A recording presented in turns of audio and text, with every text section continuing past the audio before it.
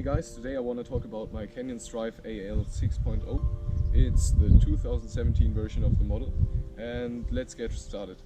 Yeah, so where do I start? I bought the bike in September last year, so it's about 10 months old now, and yeah, I gotta say I do not regret buying this bike because it's an absolute machine, uphill as well as downhill, and it's exactly what I wanted to buy. So I wanted a bike that could climb but also ride hard downhill. So yeah, let's start up front. I got a rental fat bar, aluminium, 780 mils wide, yeah, attached to a Lyric RCT3, 160 mil, and at that point I gotta already say that I would really wish for a 170 mil version of the Lyric, because the head angle of the Canyon Strive is, I think, 66 degrees in downhill mode. I'm gonna explain that later with the Shapeshifter. So I would be really glad if that was like kind of higher, so I could get about 65 degrees for the head angle. So yeah, I mounted Magura brakes simply because I do not like the guides. And there's also something I gotta tell you about the rental Apex.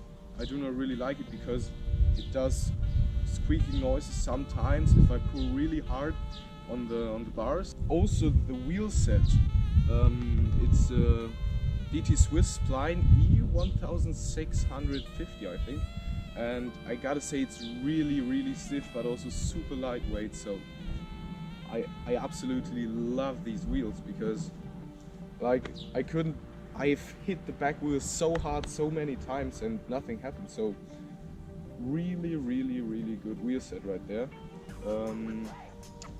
Yeah, coming down the frame, we got the RockShox Moronic Plus RC3.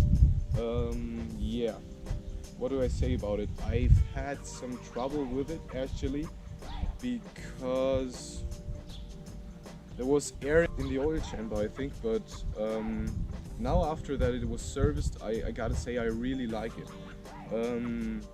And also if I'm riding downhill, I gotta say that you will have to add some bottomless rings, decrease the air volume in the chamber, because for me the frame progressivity of the Strive is simply not enough. So yeah, also in the Lyric up front I got 2 tokens.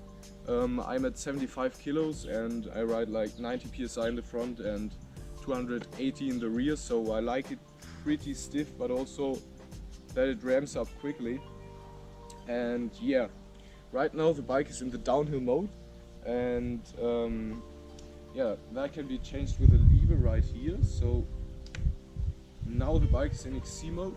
As you can see, the XC mode actually steepens the head angle by 1.5 degrees and also stiffens up the suspension in the rear. So that's the thing I really like about the Strive. Downhill, I would say it's actually a lot weaker than like a Cabra or so, because they are like made for downhills. But with this bike and the Shapeshifter, you can ride uphill really good. So it doesn't like suck up your whole energy if you drive. And yeah, I gotta say I've been to the Alps with this bike, to the Dolomites, and it's an absolute blast riding uphill. My friend who actually owns a trail bike, I gotta say I had no problems keeping up with him on the Enduro. So really good stuff, the Shapeshifter. And also I haven't had any trouble with it, since some guys say that the Shapeshifter like gets squeaky or goes crazy after 5 months of using it. I gotta say I've used it 10 months now and never had a problem with it, so I really like it. And yeah, coming down, the dropper seat post, it's a RockShox Reverb, so yeah, no problems with that. I didn't have to service it after 10 months. It works just fine for me, so also really glad I went for the reverb there. And yeah, coming down, we got the SRAM Eagle, and the SRAM Eagle actually is such a nice thing, man, because I gotta say these 52s right here, I actually use them a lot, because if you're on a like really steep climb, 17 to 25 degrees, it's really hard, and I often find myself actually using the 50 tooth in the back. So yeah, but also the 10 tooth if you're like really going really fast. I never had the problem that I'm spinning too fast because I'm riding too fast. So yeah, actually it just works fine for me. And another thing, it's like super quiet. You don't hear the chain clanking on the frame or so. And yeah, real good stuff. For me personally, I like loud hubs, so this bike has a really quiet hub. Don't like that, but I guess I'll have to take it. And yeah, so really let's talk about the downhill capabilities of this bike. So I gotta say, coming from a downhill bike, this bike actually feels super fine just for downhills. I already talked about the head angle, so I would actually wish to like flatten it like 1 or 2 degrees. If you're stuck between M and L, I would always go for a tinier frame or shorter frame, because the top tube of this bike is really long, and especially in the race version, like in my bike, it's actually even longer. Yeah, and there's another thing about the service of Canyon. I have to tell you, it's absolutely amazing. Like, I had the problem with my Monarch, and I gotta say they fixed it really quick. I didn't have to pay anything, although it was already off the time you could have got a free service. So yeah, same thing goes for my fork. I had no problem sending it in at all. So yeah, the service of Canyon is really good actually. I hear a lot of guys complaining about it. So the pros and cons of this bike. Starting with the pros, I gotta say it climbs really good. So it's an uphill machine and it rides downhill great as well. So yeah, it's a mixture of an XC and I gotta say enduro bike, or maybe super enduro bike.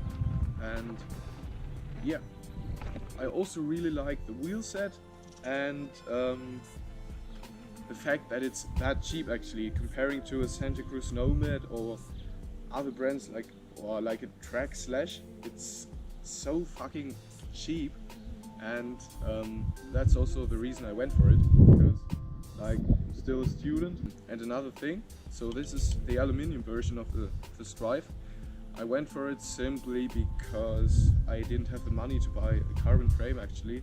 Obviously I would have gone for the carbon frame, but yeah, I had to choose between the aluminium version with the better components and the carbon version with worse components. So yeah, I went for the components, and I have to say I wasn't disappointed at all. Yeah. So coming to the cons of the bike, I think you will have to do a lot of tweaking, especially for me, riding more on the back of the bike. I had to tweak the rear shock a lot, like fill it up with these bottomless rings, tweaking everything, the air volume, the air pressure. Like if I went up too high, it wouldn't like bottom out as harsh, but it was also super stiff in the beginning, so I had to add these bottomless rings. And after adding like 3 of them, I gotta say it feels really good now. And same thing goes up front with the Lyric, but I guess that's normal in a bike. Riding 2 bottomless tokens, I do not like bottom out. It's super sensitive because of the low speed compression, which is dialed out completely for me.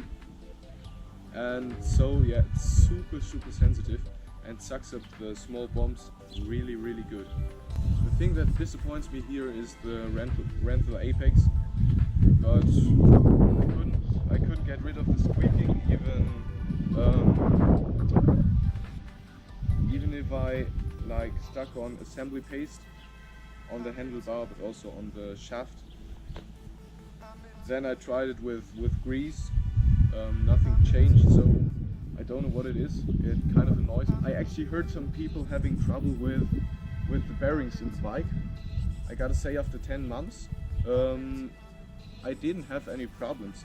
And only yesterday I took my rear shock out to test the frame bearings, and they work super fine, so they're absolutely smooth, and yeah, no need to change them for me.